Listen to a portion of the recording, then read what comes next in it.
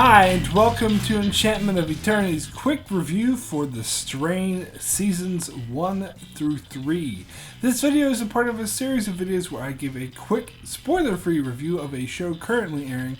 These videos are aimed more at those who haven't seen the show, but those who have will know more of what I'm talking about.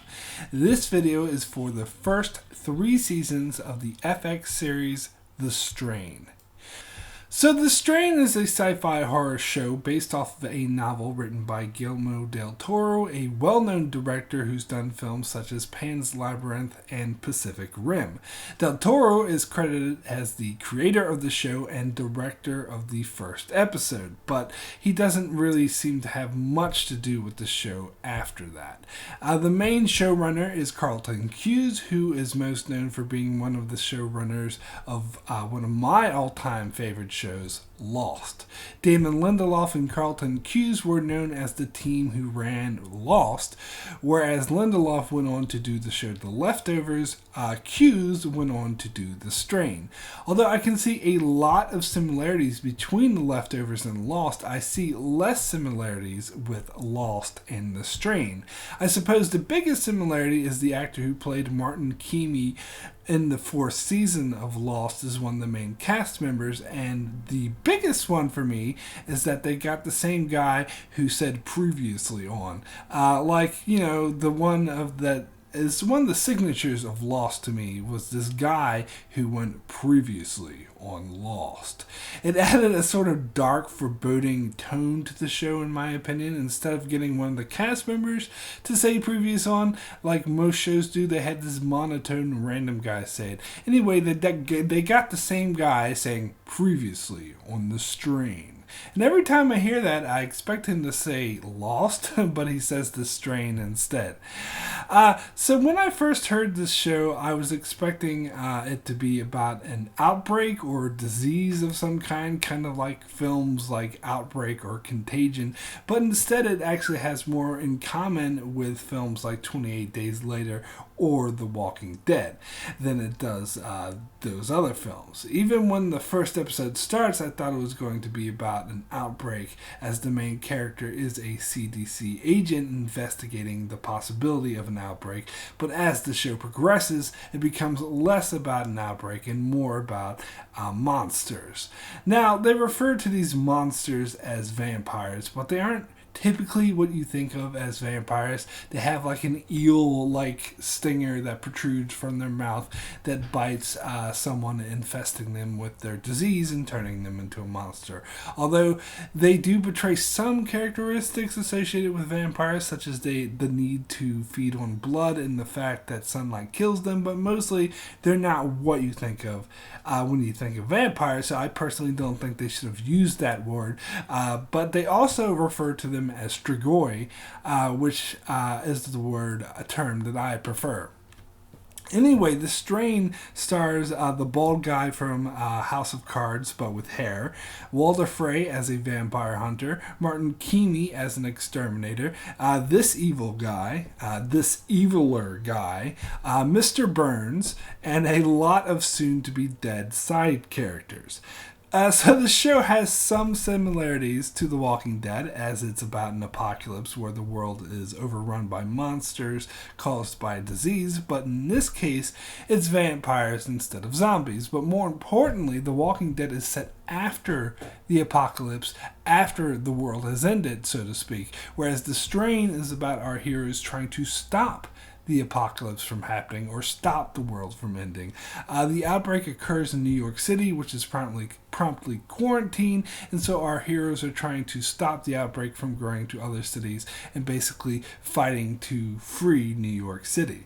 And another huge difference from The Walking Dead is instead of being mindless, effortless zombies with no goal or plan, the strigoi are controlled by a villain known as the Master, who's actively trying to take over the world and who employs this evil Nazi as his right-hand man, and they use a rich and powerful man who is lured by the promise of immortality as a means to control the media and the government officials.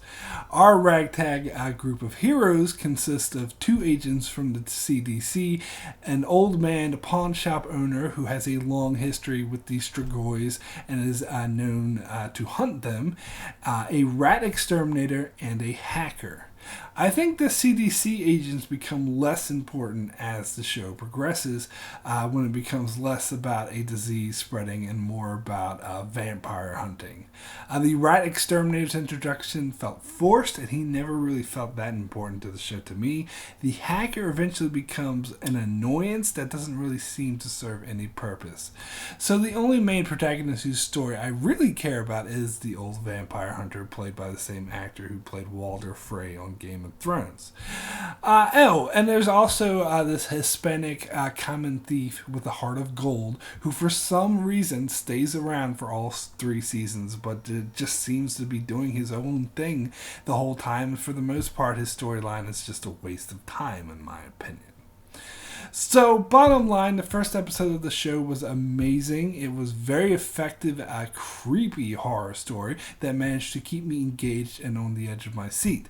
The problem, however, is that the show gets less interesting as it progresses. For the most part, I found the first season to be a great season that tells an intense story, even though it gets slightly less interesting towards the end of the season. Season 2 was less interesting as the story seems to drag for too long. It did introduce some elements that made the story more interesting, but the flashbacks became more numerous and more irrelevant. Season 3, however, is when the show really massively dropped in quality. Season 3 wasn't a horrendous season per se, but it mostly felt bland and uninteresting, and it no longer had that element of creepiness that made Season 1 so great. It always, it managed to massively switch in tone from a creepy suspense horror to a generic B-movie style action film. And of major important story beats that completely changed the dynamic of the entire show occurred between seasons and between episodes, which completely annoyed me to a degree that almost ruined the show for me. Honestly, I felt the show would have been better off had it only been 1 season long, and they concluded the story at the end of season 1, as I felt it kind of just dragged after that. So my rating for The Strain seasons 1 through 3 out of 10 is a 6 good.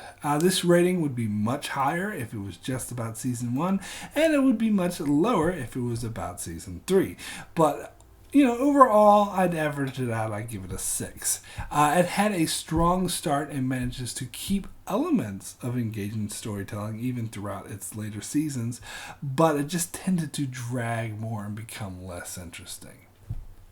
So as for the question of will I watch the next season, I'm going to go with yes, but that's only because it's been announced that the 4th season will be the final season of the show.